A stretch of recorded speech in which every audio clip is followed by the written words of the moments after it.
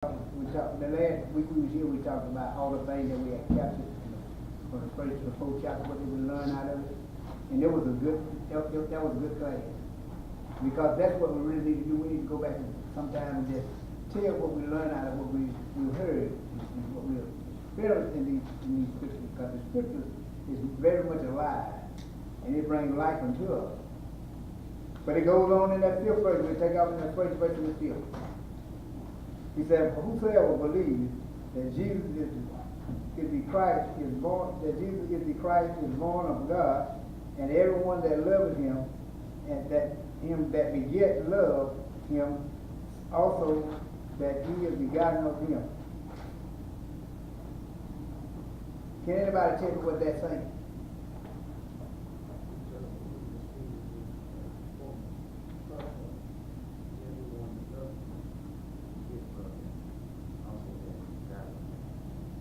They're saying that you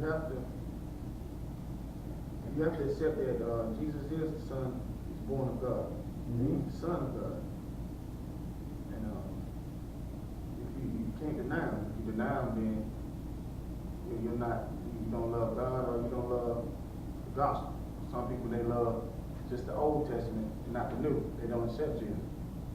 They say he's a good prophet, or he was a revolutionary. They come up with fancy words about him, but they really don't believe that he's the Son of God. So they're saying if you don't believe that, then you don't believe in God, because he's the Son of God.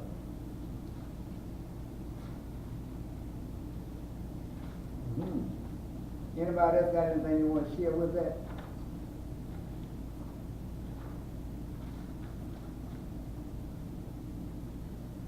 And it's very much the same, exactly what you said. It is let us know that we believe, that we just believe. He said, whosoever believes. That means somebody that's truly sold out to believing that Christ is born of God. God, in other words, like First John, just like St. John said, God sent his only begotten Son, that whosoever believeth in him shall not perish but have an everlasting life. But the scripture right here says, and whosoever believeth that Jesus is the Christ is born of God, and everyone that loveth, that begat love him, also that is begotten of him. That talking about us believers. Because once we believe that, we become born of Christ. And we love it, and it goes on, I like the part where it says, and everyone that loveth him. We got to get to the place where we love Christ. We got to get to the place that we love the things of Christ. We got to get to the place where we love people regardless. We should not fear people. Okay, we shouldn't fear people. We should love people.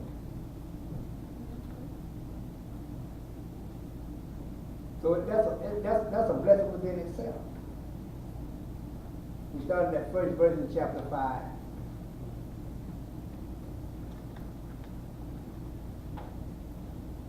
And you notice he said, whosoever. That means whosoever has the chance to believe. And take up on himself to believe in just that. Don't be moved, but believe and be steadfast.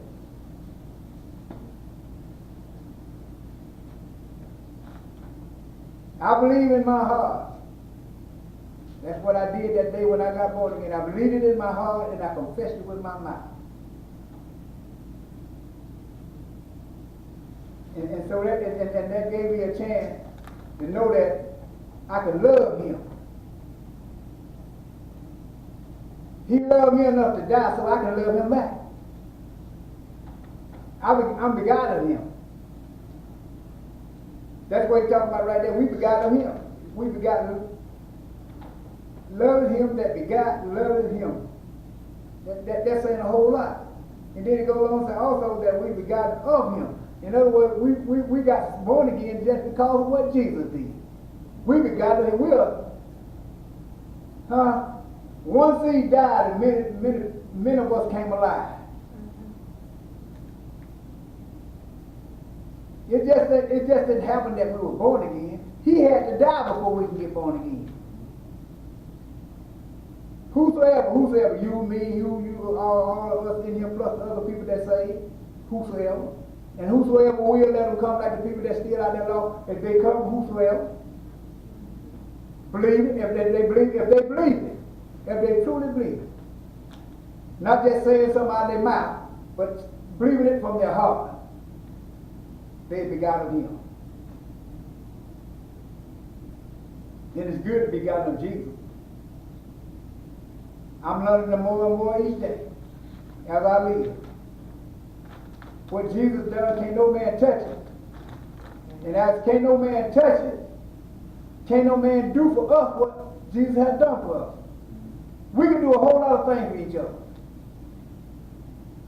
We can keep each other going. We can lift one another up, but Jesus keeps us alive. That's the reason why we should encourage, the Bible tells us to encourage one another. Esteem of others above yourself. That means you're in right standing with me, but lift them a little higher. And you know what? When we lift others a little higher, God elevate us alive. Anybody got anything else to say about that first verse? Because that's what Bible study is all about, us share with one another.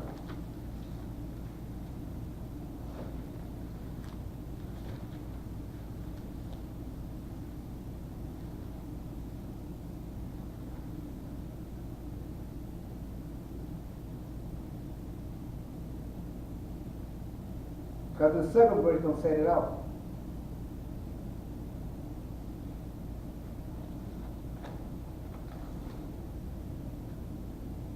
The second verse says, by this we know that we love the children of God, and when we love God and keep his commandments.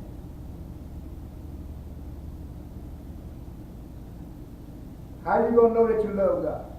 How you gonna know that you love the children of God? The first verse told you. And then he told you in the second verse, that by this, by what? By what he said up there. And we have been begotten of him, then we can love the children of God. We should have no strife going on before. We should not have no envy. We should not be jealous of one another. We should love one another. Is that true or false? True. We should walk in that love. And he let us know, he say, by this we know that we love the children of God. By what? By being born again and sharing in love, living in love, walking in love. Put a little action in our word love. See, a lot of times people take, long. Let's deal with the first little part that a lot of people think. And there's a lot of sinners think like this too. Because you give them a piece of money, they think you love them. That ain't love. Love is about what you can do to them in good deed. If it ain't money, what else can you do for me if it ain't money? See, because a lot of people, we can't help with the money they need. But we can share Jesus with them. You understand what I'm saying? And when you share Jesus, that's the best deed that you can give a person. Keep his commandment. What about sharing his word? The Lord said, be a witness. Establish yourself to be a witness. And then we can go out and share with others about the kingdom of God. Because the kingdom of God is at hand. Where is the kingdom of God? It came within us when we got born again. That's what the scripture says. I didn't say it, the scripture says. So what we do, we share Jesus with them.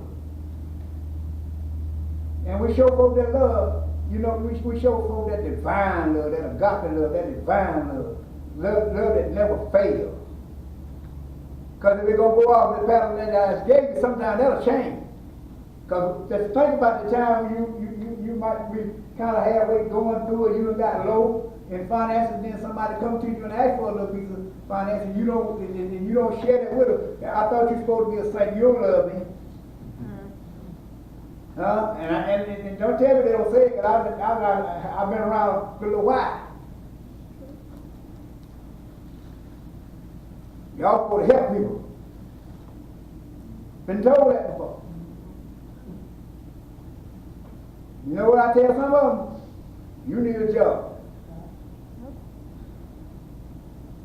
Because I'm not gonna pay your bill while you support your habit. If that's what you call not loving you, then I must not love you. I love you enough to tell you the truth. But when you're in a need, that's what the love of God is all about. When people are in need. That's the reason why we should never forget the will and deed. See, there's two types of wills now. There's a will and there's a will and deed. He said, don't forget the wills and deeds. Why? Because they is like it. Be sure you serve them because they is like it. Anybody else got anything that they want to share about that? Go ahead. I'm like, about a year now, I've been studying on the difference between commandments and laws. And right here, when you say, when we love God, we keep His commandments. What commandments are you talking about? One, he said that to have no fear with no way. That's a commandment. The second one, he said, love your brothers as you love God. That's another one. These ain't law, these commands something that you should do. Because you can break a law, but a command is something you're ordered to do. And he said, go out and help find the lost sheep. Help a brother or sister, saved or unsaved. He commanded us to do that. Esteem one another. That's a command. That's the commands he's talking about. Study to show thyself approved. That's a command. That's the command he's talking about. And people get switched up. They're arguing about, the laws and the command, but the commands he's talking about, he told us, go out and witness. Put your hand on the sick. That's a command. You got the power to do that. Ask and you shall give. You shall receive. All of that. These are the commands that he's talking about. It's in his word. That's what he's talking about. So I like that. He said, by this we know that we love the children of God.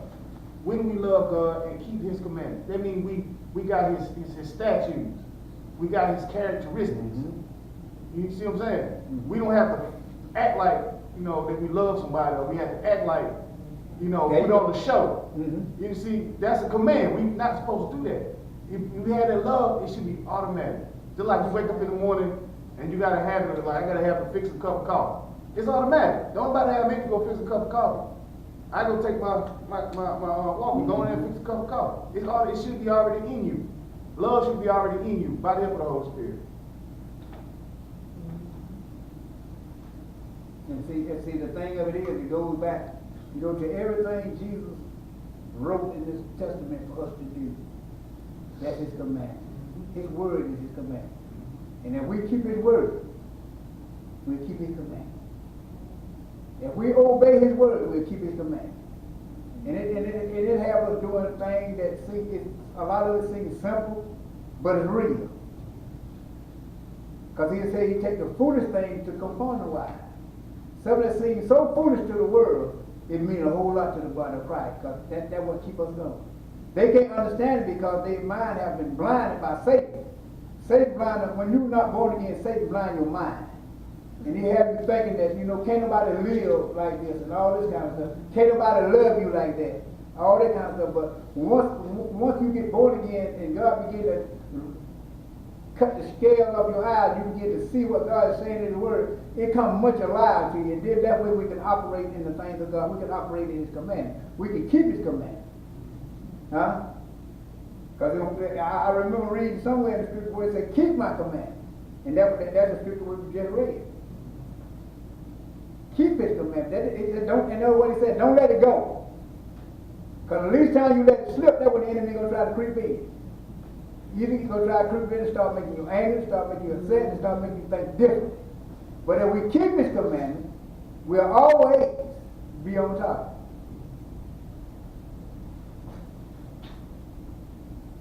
That's the reason why He said, in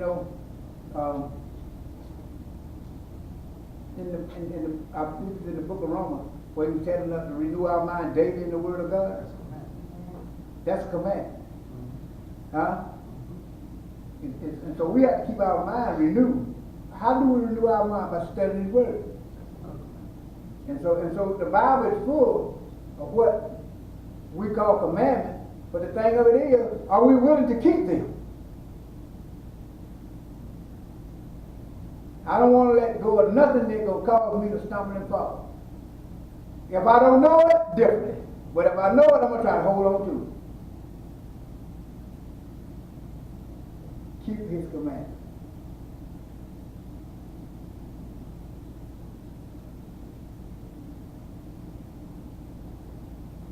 And the third verse that really sets it up.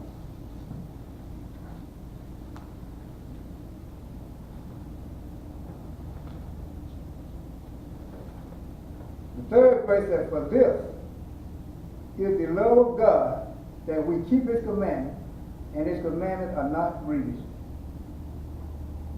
It should come with a joy. But you know the enemy will try to set up on sometimes, oh man, I don't feel like doing this, man, I don't feel like doing this, I don't feel like doing it. But if we just do what God says do, it's not grievous. Anytime you find a person grieving about something, that means they just don't want to do it.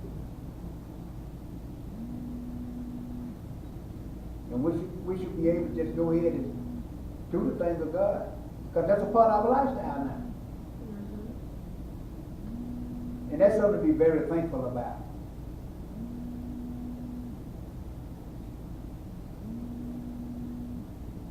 So we ought to tell God thank you for that. Thank you. He said, for this is the love of God. It didn't say the love of a man. It didn't say the love of a woman. It said the love of God.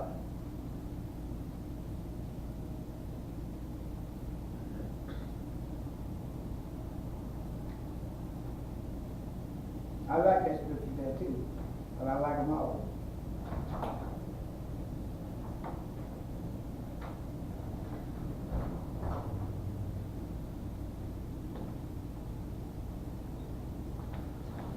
Praise the Lord.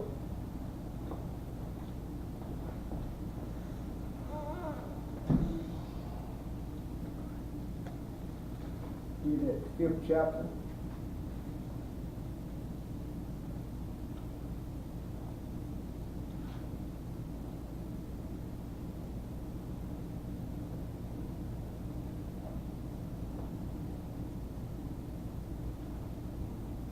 We round at a 3rd verse now. And from 1 down to 3, it said a whole lot to the saints. This should be our lifestyle. Like I said just a few minutes ago, this should be our lifestyle. Keeping the commandments of God.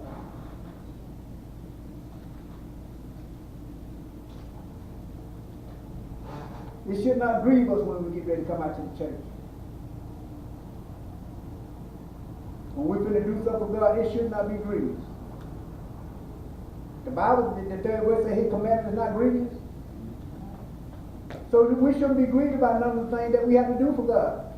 Because those are his commandments. Whatever he tells us in his word to do. And he gives us a choice whether we want to do it or not now. But whatever he tells us to do in his word, that is to keep his commandments. And if it wasn't good for us, he would have told us to do something.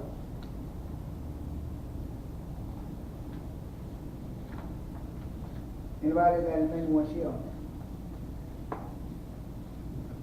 Go ahead. For this is the love of God, that we keep his commandments. And his commandments is not grievous. For this is the love of God. That means that's everything in God. Like we talked about, his statute and his characteristics. That's love that even from the beginning of time, he showed love. You know, the reason he made man, you know, the reason he gave man another chance. Then when Jesus came, you know, we can go straight to him by repenting. Mm-hmm. That's the love he's talking about. And he said that we keep his commandments, like we said earlier. You know, it don't mean like what people think it is, you know, to bound people. It just means, you know, we're commanded to show thyself approved. You know, you're commanded to go out and witness, you know, to pray, to fast, you know, to preach the truth. You commanded to preach the truth. You know, Mm-hmm. it ain't, you know, that's the commands that you know the Bible talking about. You know, you commanded to correct somebody when they're in error with the word. You know, you commanded to save your brother or sister if they don't fail. That's the commandments he's talking about. If you see your brother and sister don't fail, you know, he said don't, you know, in what is it, in Galatians, the fifth chapter. No, in Jude, when he say, pick your brother and sister up, help them up. You commanded to do that, because if you don't do that, that means you don't love God. Like you say, how can you say that you love God and you have not seen, but you say you love your brother, who you seen? You say you love your brother who you see, but you say you love God you have not seen. That means you're alive. So that's what we're talking about. And he said, and his commandments is not grievous. Jesus told him, he said, his yoke is easy, his burden is light. He told him that. That's what he meant. Mm-hmm. Come follow me. All ye who labor. Come follow me. This the right way to go. I ain't gonna push you down, I ain't gonna press you down. Only thing you gotta do is just believe. Just believe.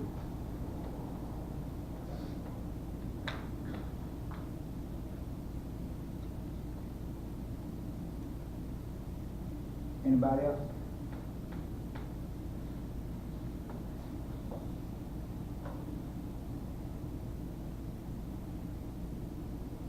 In that third verse, same thing what my man said. In the third verse, it's about, but this is the love of God, that we keep His commandments, and His commandment is not grievous.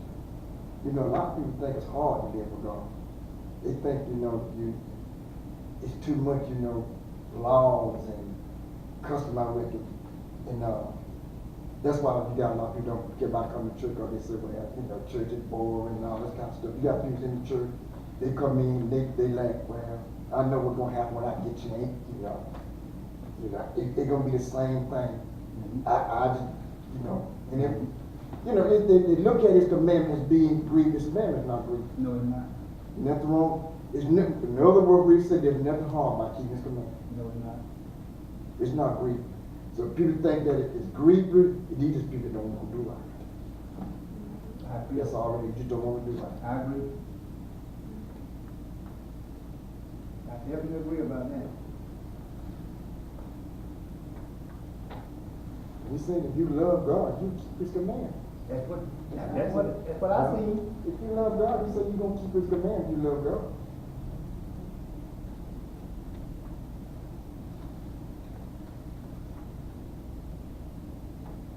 If we love God, we'll keep His commandments.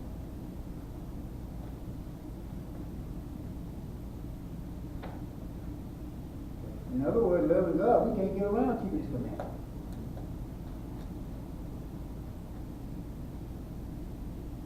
That's something that we must do. And His commandment, and they said the greatest one He left back when He went to the cross, that you love ye one another as I have loved you. It seems like sometimes it gets grievous for people who don't want to love. Selfish people, I call them. But when the love of God is flowing, you can feel the love of God flowing from vessel to vessel. You can feel when a person is dragging down on, really don't want to, they really don't want to tell you that they love you. Tell you the truth about it. But a lot of people do it because they've been asked to do so. But I like the way we do it around here. If you don't mean it, don't say it. Because they're going to show up. And the proof is in the pudding. Because whatever's flowing in your heart don't come out of your heart.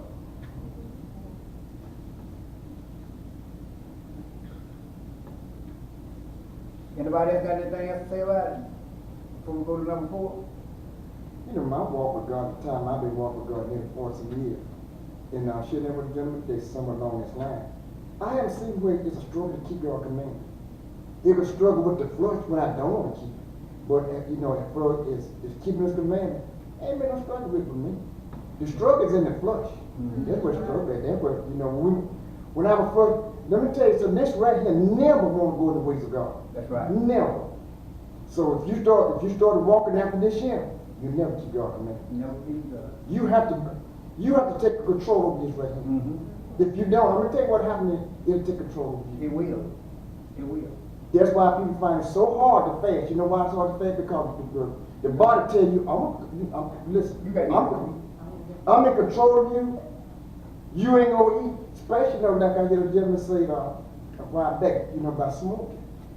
He said when God started dealing by smoking, He said, He said, well, God, I'm going to stop.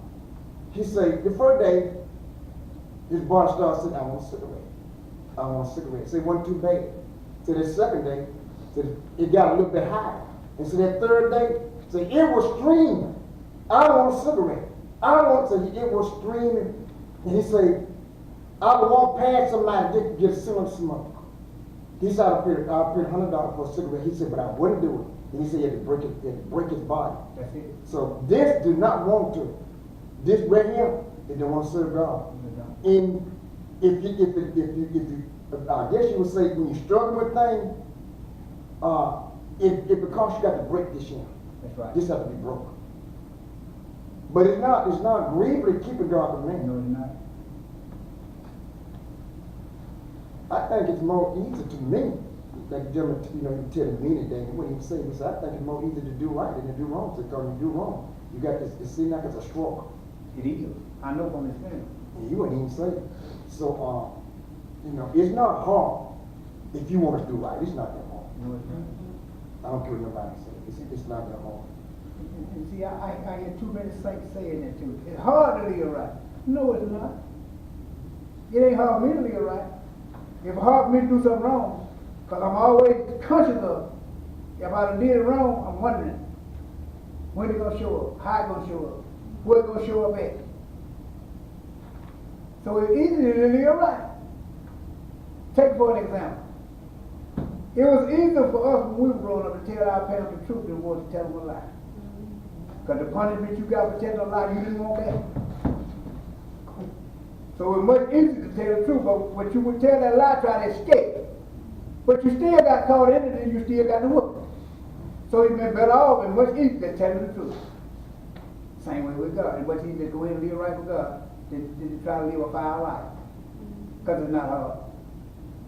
I ain't read in the scripture where it said it was hard. Just you go back to where it said you yoke is easy, burden is light. He didn't say that with no meaning to it.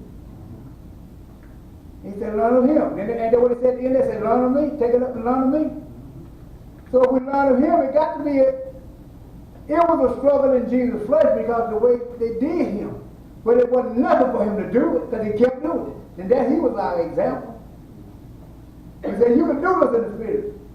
But in the flesh, you can't do nothing. You can't come to you will not obtain anything in the flesh. But bad feelings. So we can do it. In other words, I say it like this, we got to do it. If we're going to continue to love God, we got to do it. That's a command.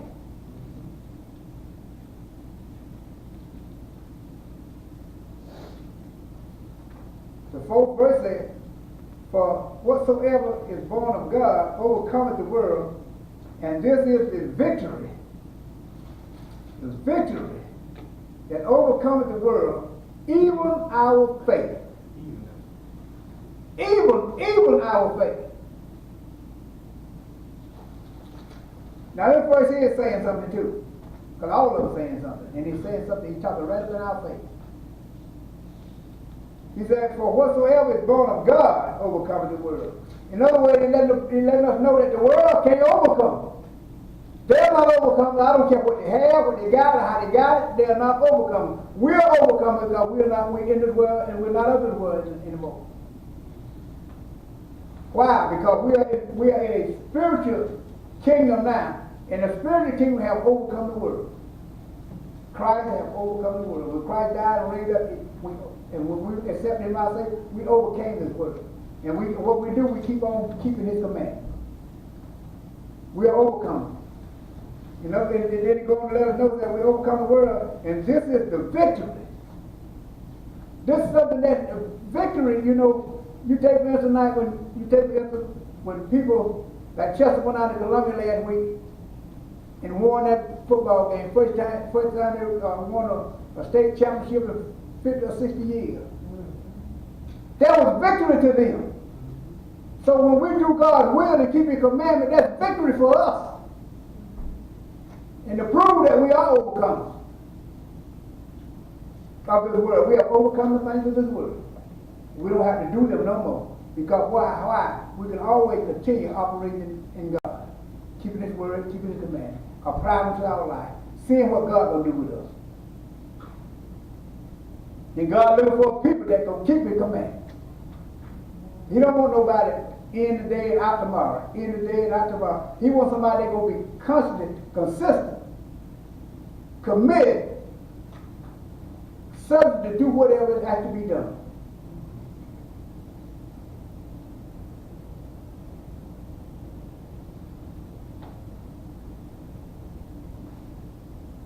But look what the latter part of that verse said. And I know everybody got to say something about that.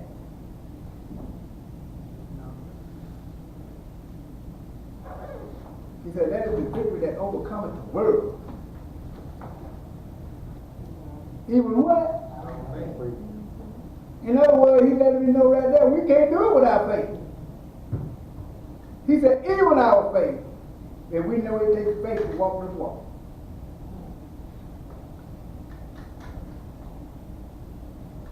To believe and keep God's commandments, it takes faith. Anybody else?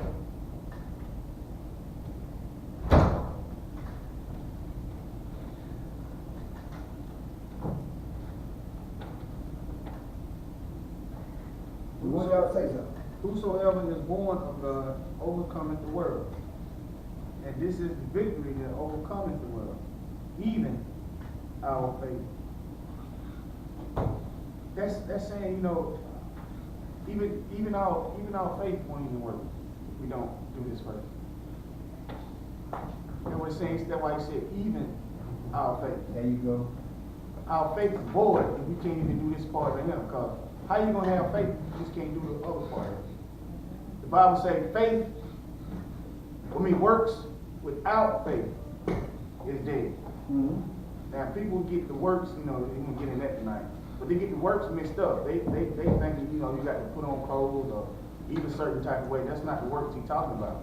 He's talking about when you stand up there and preach, you got to have faith that you go God, that you're going to speak the word of God and don't waver for nobody. That's the faith you got to have. When you open the Bible, you got so much faith in that when you speak the word out, you know, you're doing your honorable duty. You know, can't nobody give you, you know, you don't do nothing for the gift that God gave you. Ain't nothing you can do for the gift that God gave you. But when He give you that gift, you got to put the gifts in the works. And without faith, you're not doing nothing. That's what He's saying. He said, even your faith is useless if you can't even do the first 3 verses.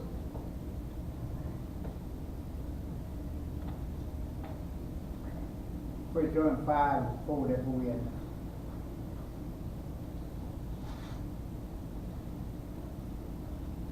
Anybody else say anything about that?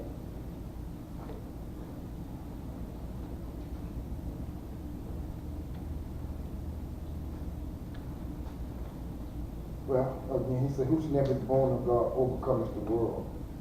Which means we have it in us to do this. That's We can right. do it. But then the other part tells us how to do it.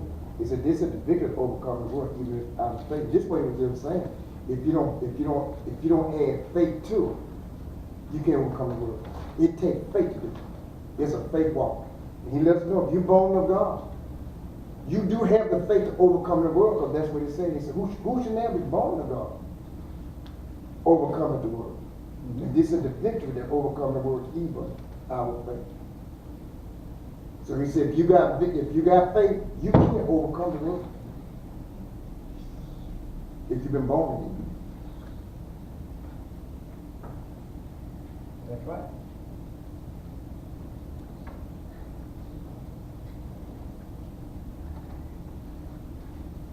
Even our faith. And I went back to John chapter 16 and verse 33. And it says, these things I have spoken unto you, that in me you have peace in this world. You shall have tribulation, but be of good cheer. I have overcome the world.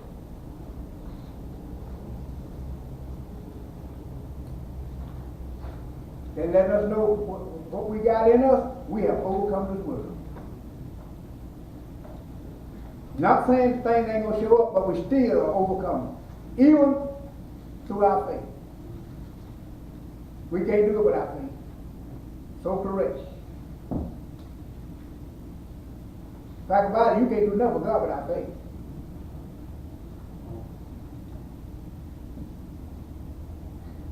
It's bad to talk something that you don't believe.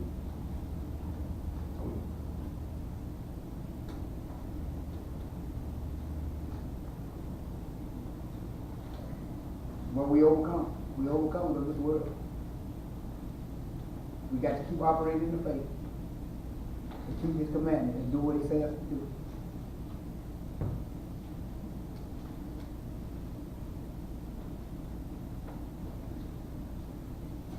When you're talking about world, in an analysis, what is he really talking about when you say overcome the world? What is he really talking about?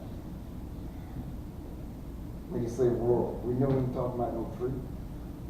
He's talking about sinful things in this world. Huh? He's talking about the sinful things in this world. We are overcomers of the sins and the kills of this world.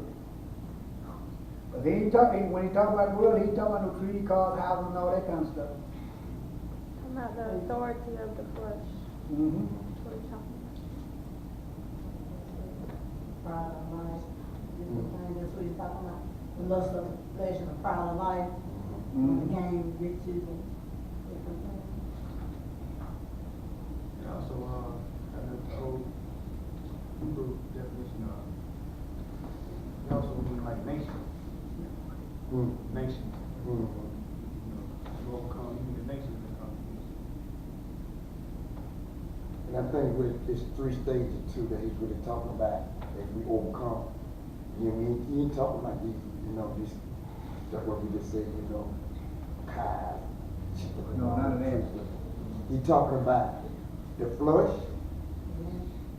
the devil, and the flesh, the devil, one more that God showed me. The flesh, the devil, and world. What do you mean by world? People. That's what he's talking about. The flesh, the devil, and the world. I think That's these are true. the 3 stages.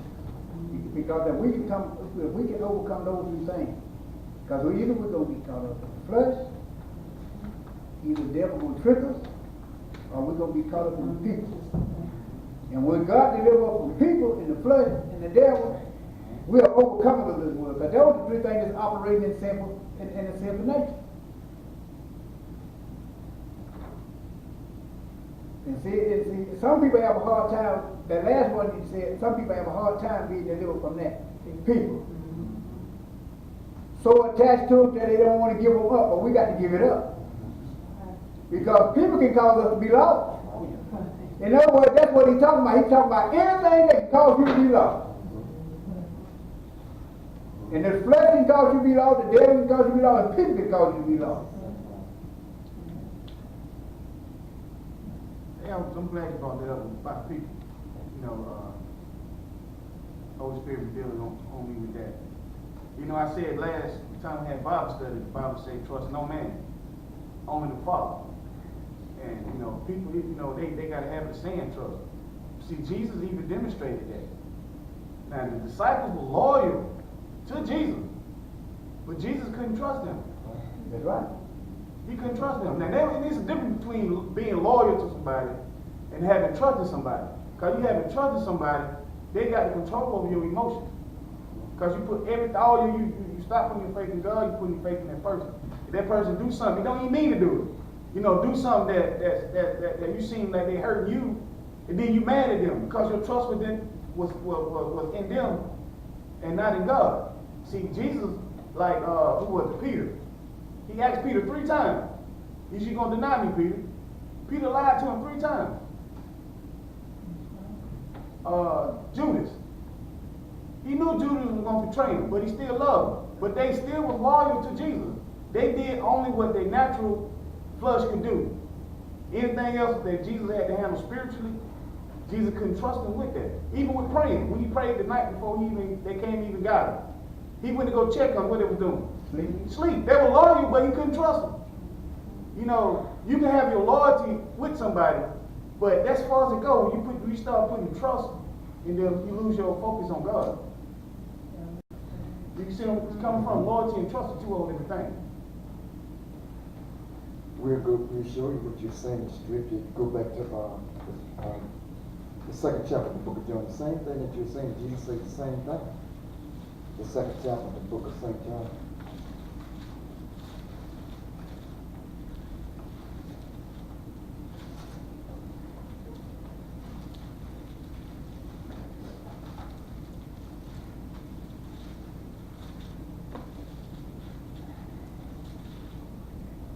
Second chapter, same thing about that.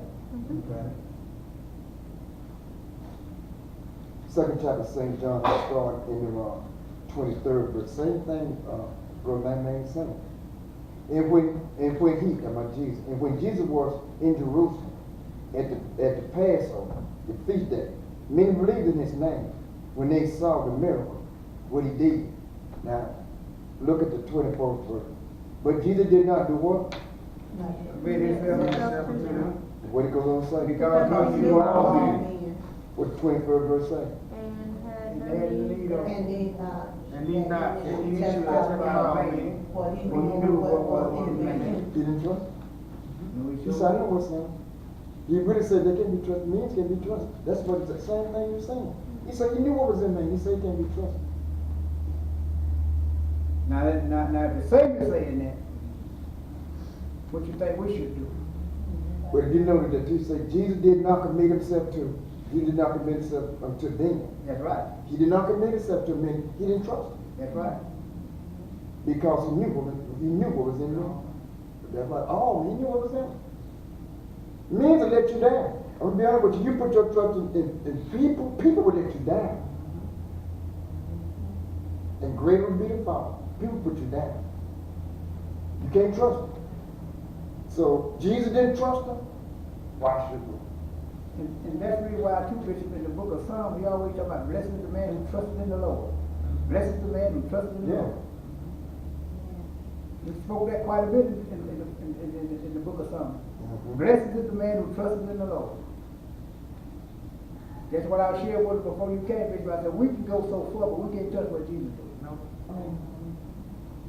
Because it goes back to something you brought out a while ago. That's what I said. By the time I get to something that I can't do, then it's a whole different story between you and me.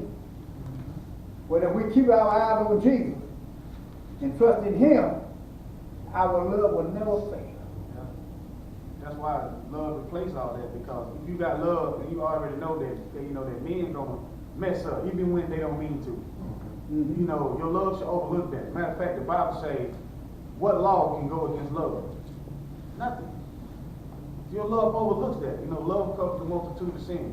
What that means, you have the love of God, that you can overlook that because you know that person cannot, your person is not, can't have the same capability as God or Jesus had did. They only man. You can't put your faith in them. That's what love is for. So we can overlook that, trust God, and love our brothers and sisters. But the key word you said to that was the love of God. Mm-hmm. See, people try to love in too many different ways to make it seem right. Mm-hmm. But it's only the love of God that's going to make us do the thing the way it's supposed to be done.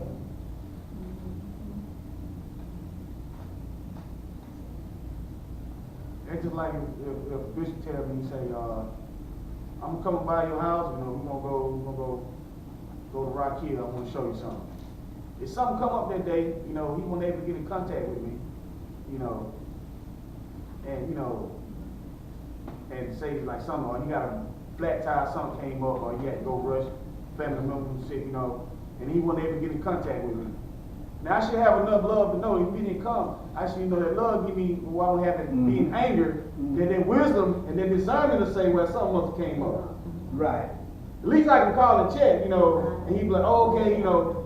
See that's where that love come in at. But see, if I had trust in Bishop, I'd be mad at him. He told me he was coming.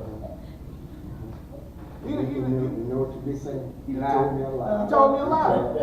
You see, that's why you don't supposed to trust them. Because it was like, you know, he couldn't help it. Something came up. And there was a lot of people that put their trust in people. And that's why people can control your emotions if you give them their trust. They can have control when you're angry. They can have control when you're jealous. They can have control when you're happy. They can have control when you're mad. You put your trust in somebody, hey, you're fighting 5 or 6 people. And they sitting in the background laughing at you, because you trusted them.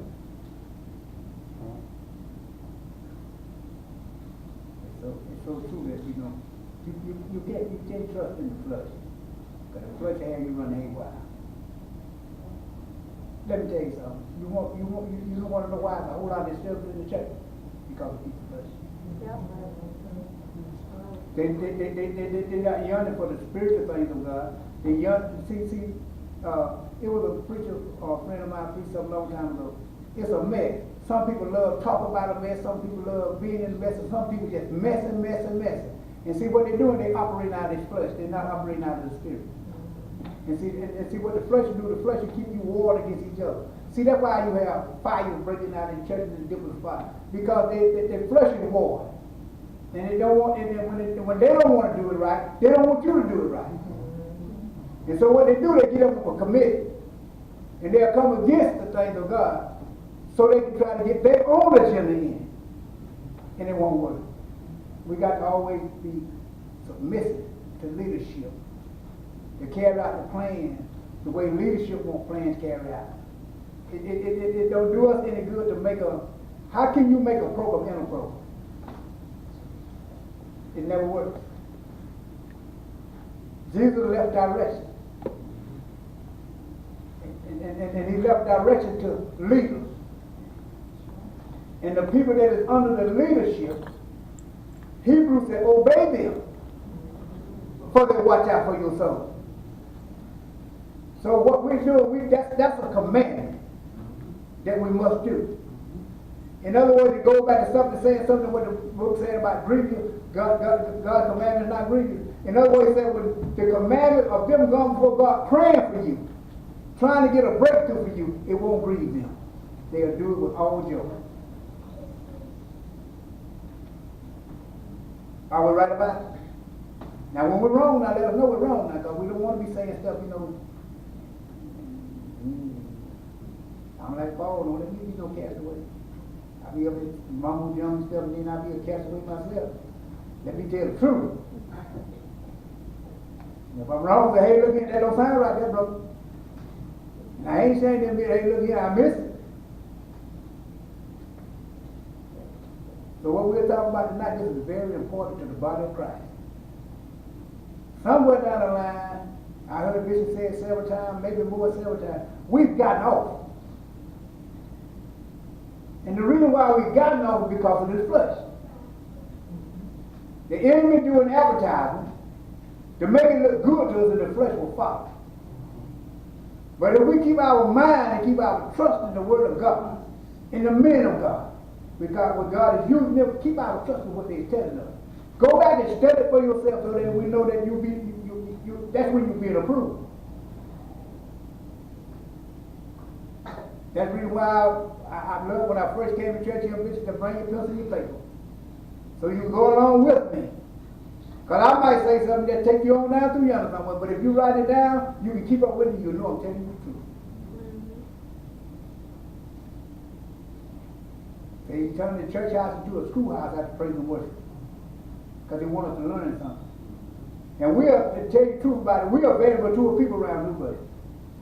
We're not dumb. And to tell you the truth about it, we're not slow. Only thing we like it, sometimes just to get up and go.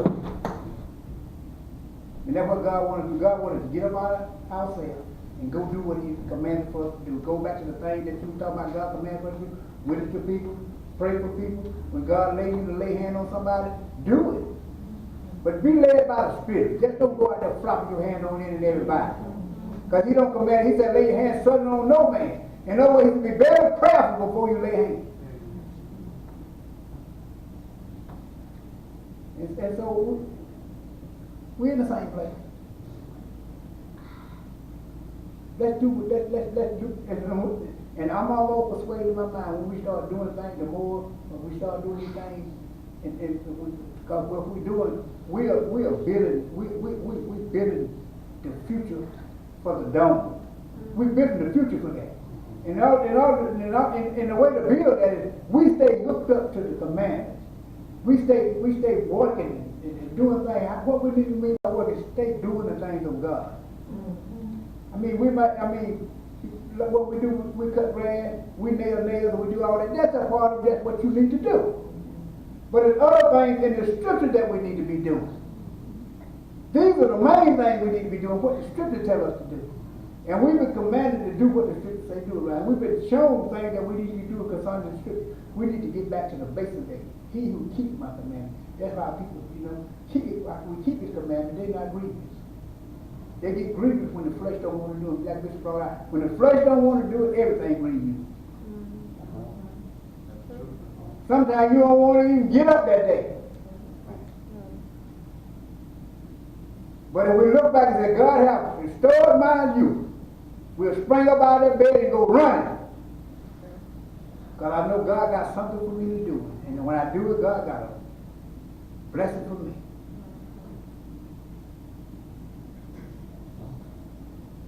Is that true? Amen. And like I said before, now, if I ain't right, stop. And I don't want to be standing up in front of nobody and not be right. So before God said, depart from me, I never knew you. I don't want God to say he never knew me. But if we keep his commandments, we won't have to listen to that. If we love one another like we're supposed to, we won't have to listen to that.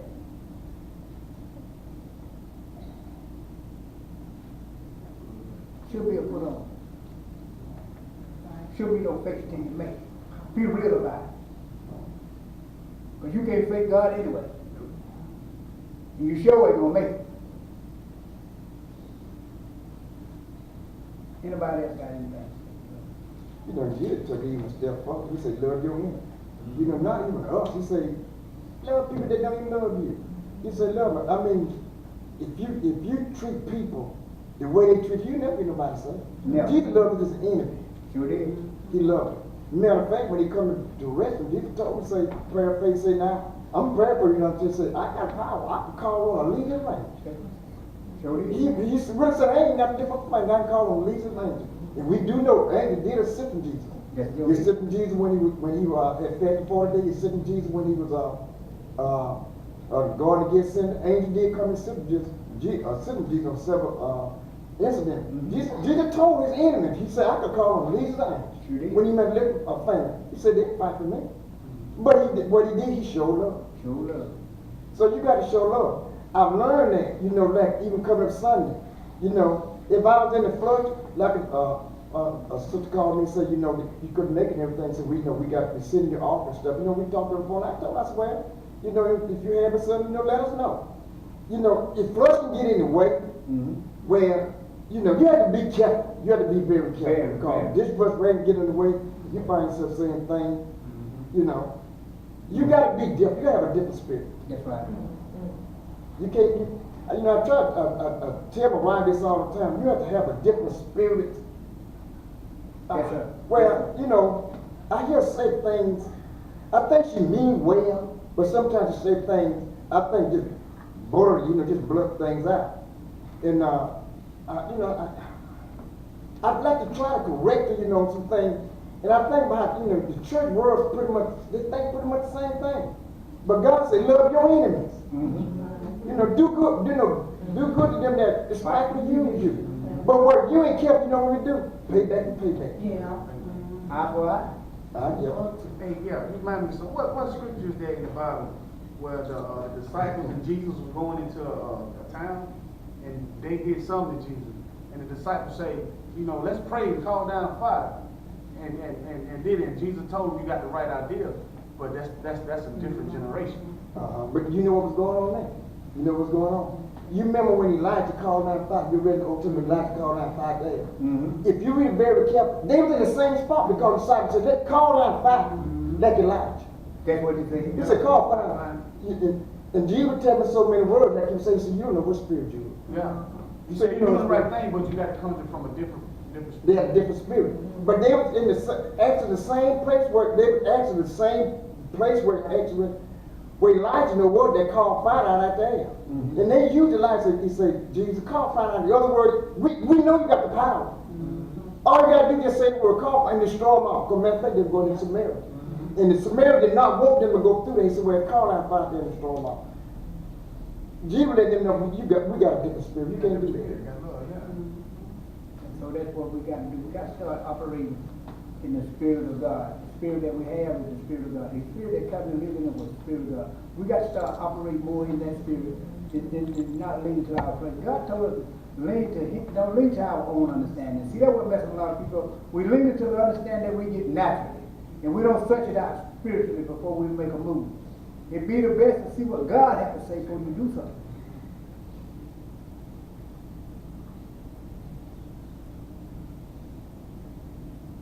Love is a powerful thing. Very. I think, matter of fact, I think it's one of the most powerful things in the world. I really do. I think love is the most powerful thing. When you start talking about the fruit of the Spirit, it's the first thing you name for it. Love. That's the first thing. I mean, that is a power. That is a power. The enemy know by hate. Mm-hmm. The enemy know by confusion. He know about all this kind of things. If he can get you walking this kind of stuff, he always keep you to the feet. Sure is. And so what happened is, love is so powerful that you could do none of them other 8 if you don't operate in love. Because love is the key to, in other words, just like love is the hug to the honey. When you bust it wide open and you love the honey so much, you got all the ingredients in there. And that's what the fruit of the Spirit is. Love covers the whole other 8.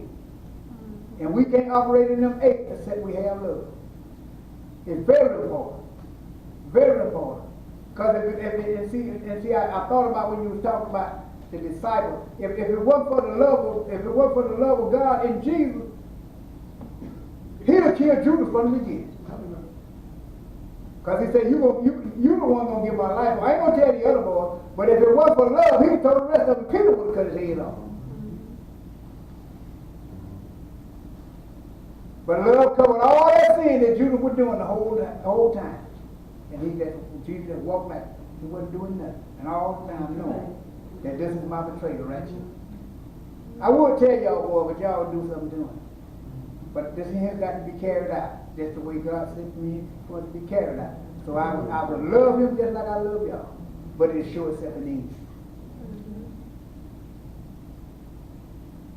easy. Love is very powerful.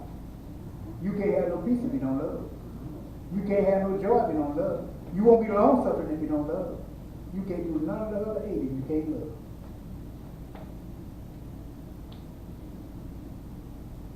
And I'm totally persuaded, when Jesus did it first, what we call initiative service, when he did it first service, he preached the first message. When he got through, he said, he talked about himself. He read from the book of Elijah. Was it Elijah? Isaiah, I think from the book of Isaiah. And he told me, say, paraphrasing, you know how to go. He said, now the one Elijah, the one that Isaiah talked about, I'm him. Mm-hmm. I'm the one that he's talking about. Mm-hmm. And the Bible says, the whole church got they got mad. Not only did he get mad, they took him. And you think about it, you talk about pride.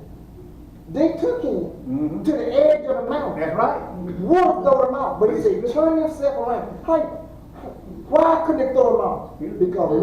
Because love and hate don't mix. Hate could not touch love. It couldn't mix. You think about it, there's a whole crowd, they take you right to them. They got you at the edge of it like they did Stevenson. They took Stevenson there and threw him down. Mm-hmm. They got right to the edge of the bride and would have thrown down. So they turned right around and walked right through the midst of them. They didn't touch the some church my people didn't know him. Yeah, but they know him too, but it was love. Love and hate don't mix. No, it doesn't. You can't have love and hate. You find people that talk about people, it's not praying. They ain't praying because you're praying, God will tell you, pray for them. Don't talk about it. You talking about somebody, you ain't praying. No, you're not. So that I looked at that, I said, how in the world did Jesus do that? How did he do that? How did you got a mob, got you. Take you right to the edge, you would throw you off, and you just turn right back around and walk right through the midst of them. Because he had hate, he had love. Amen. Didn't mix. Couldn't mix. It didn't mix. I like what you said, even Stephen too. Stephen had so much love, he told God to forgive him. Don't hold his charge to Don't him. hold in charge to him. And God opened up the heaven. You know what? You're right. You know what? You're absolutely right. When that happened, how many read that story? Mm-hmm. The Bible said when he being persecuted, Jesus stood up. Now, all the rest of the time, have y'all read that? Mm-hmm. All the rest of the time, they say he was seated. That's When right. Stephen being persecuted, the Bible say, and Jesus stood up. Amen. You know what I believe Jesus said? Go, boy. Go. He stood, the Bible said Jesus stood up. You know, I'll tell you what he was doing. He was standing up, he was getting ready to welcome the meeting. That's what he was doing. All through the New Testament, you find where Jesus was seated. When Stephen being persecuted, the Bible said he stood up. The only place you find where Jesus standing up when Stephen being persecuted. Waiting on him. He's getting ready to receive. Ain't that something? And that's the thing about it. Now, when I read Stephen, I love it because he had so much love. He loved God so much. Now he could have agreed with them. That's right. They could have gave him a slap on the hand and walked out of there. He stood his ground, man. He stood his ground. And if the younger generation looking at the older generation, and they say they see they compromise or they don't put their foot down, the next generation gonna come up just like that. Weaker. Or even weaker, yeah. And then the generation after that, if they do make it, it's gonna fall apart. Then everything that was built, it fell apart because wasn't nobody, standing their ground. Stephen stood his ground. He could have got out of that. He could have. He sure did. He could have bowed. He could have bowed. He could say, I ain't willing to be stoned to death, so I'm just gonna go along with y'all. He didn't do that. He refused to bow. He knew he was gonna get stoned. He knew it. He knew he was not gonna make it out of that mob alive. He knew that. Because what they did, they stoned him. They didn't have no little pebble now. When they got ready to persecute, they had big rocks. That's right. And he knew he was getting ready to, Stevenson knew he was getting ready to fall. He already knew that. But he wouldn't bow. And that love. That love of God. I mean, he was sold out. So that. You don't have a whole lot of people. You got people say they sold out. That, talking one thing. But when the road get ready to meet the road, it can be a different thing. Yes, it can. And examples like that in the Bible is for us. It's for us, let us know that we can stand. We don't have to fall for anything. We don't have to fall, trusting in a man. We can stand and trust in the word of God. Now, even the three Hebrew boys, it was an example of us. We don't have to bow down to nobody but God.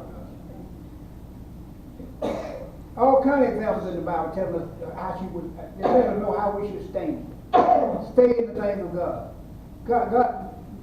God, let us see these things, let us hear these things for our good. In other words, he said, even back in the days when the Hebrew boys was going in the front, they didn't have the Holy Ghost. But they refused to bow down. We got the Holy Ghost. Why should you take the Holy Ghost and bow down to something that ain't like God? And I ain't cutting out the show, and I'm not trying to be sarcastic. I'll tell anybody the truth. For the preacher right now, I'll tell anybody. There's a lot of churches that bow. They bow. I don't care. These days coming up talking about Christmas, they bow. I don't care. Oh yeah, it is. I'm on my way to make happy birthday, Jesus. If I stop and ask the pastor and say, let's show me the Bible where, Christ born on the 25th. He can't even show me. What he doing? He bowed.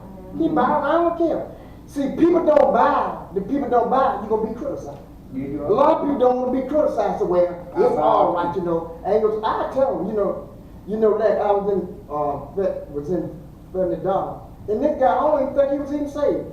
And they come about to me and say it's a shame. This guy, I don't even think it's a shame. They talk about, they lift up more than Santa Claus where they should be lifting up the cross. This guy wasn't even saved. He told me they lifting up Santa Claus when they ought to be lifting up the cross. Even sinners know it ain't right. Even sinners know it's a lie. But we bow down. You know why? We bow and they bow. The devil wants you to do this shit. God, don't say this go wrong. I ain't gonna go wrong with nothing. If it don't line up, I don't care. I don't care. You ain't got to like me. You can criticize me. I like what the preacher said one time.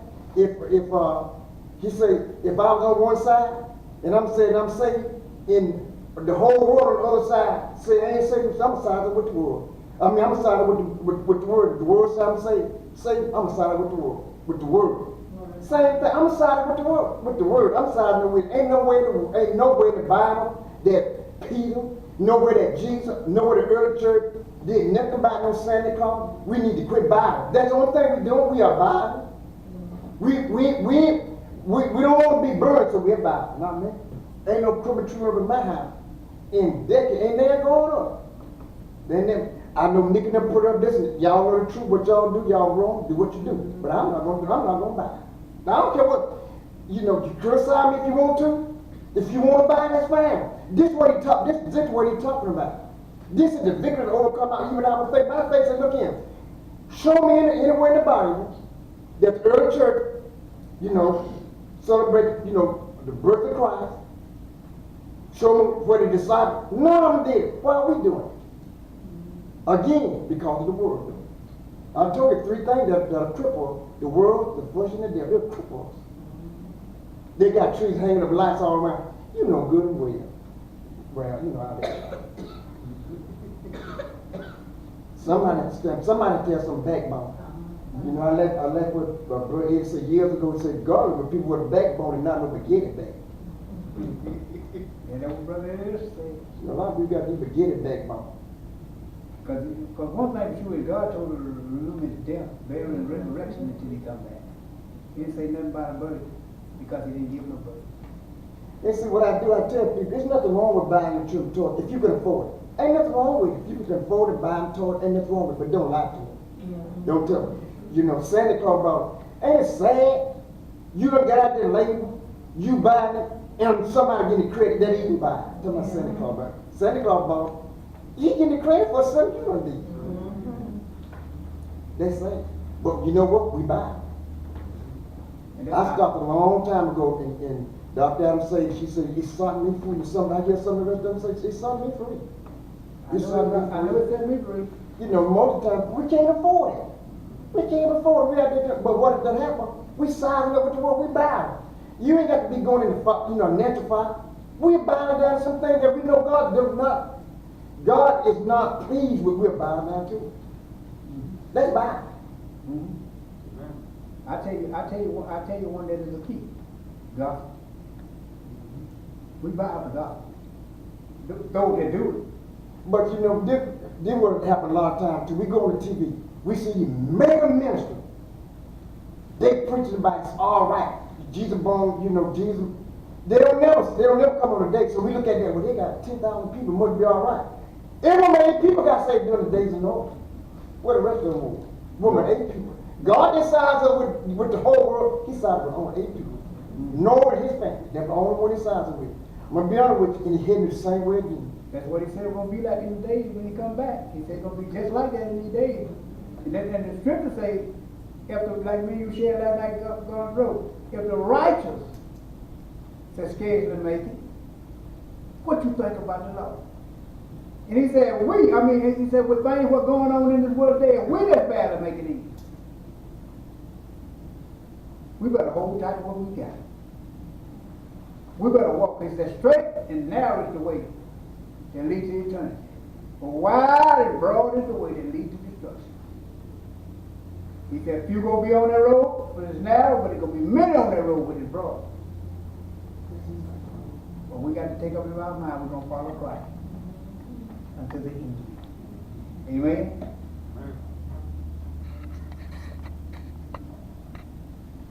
All righty then. Halfway up 8 o'clock. Sharpen up right here, nobody have anything else to say. So Sister Lucia, Mike Wayne can get on back out of the dog wood. Especially Sister Lucia, what she got to do. But we charge the angel to come around the bottom to keep us safe.